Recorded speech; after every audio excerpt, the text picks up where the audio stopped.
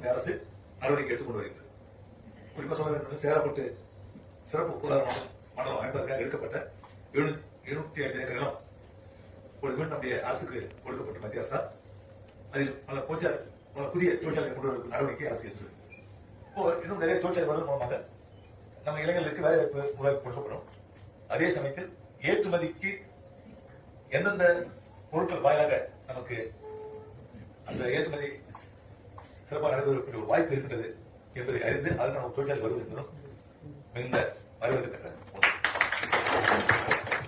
சிறப்பு பொருளாதாரம் அமைக்க எண்ணிய பொழுது நம்முடைய புதுச்சேரியில் துறைமுகம் இருக்க வேண்டும், வர வேண்டும், இப்போது விரிவுபடுத்த வேண்டும் அப்படின்ற ஒரு பெரிய கோரிக்கை இருந்தது. அதற்கு நடவடிக்கை நாம் எடுத்திருந்தோம். அப்பொழுது ஏற்பட ஒரு தடைகள், சில தடைகள் காரணமாக ஒரு பெரிய துறைமுகத்தை நாம் இங்கே கொண்டு வர முடியவில்லை என்று சொன்னாலும் காரைக்காலில் அந்த துறைமுகம் கொண்டு வரப்பட்டு இப்பொழுது பல பொருட்கள் அதன் மூலமாக இறக்குமதி செய்யப்படுகிறது, ஏற்றுமதி செய்யப்பட்டு வருகிறது. அங்கே போலன் பகுதியில் தொழிற்சாலை வருவதற்கு நிலம் கையகப்படுத்தப்பட்டு தொழிற்சாலை அங்கே உருவாக இருக்கிறது காரைக்காலில்.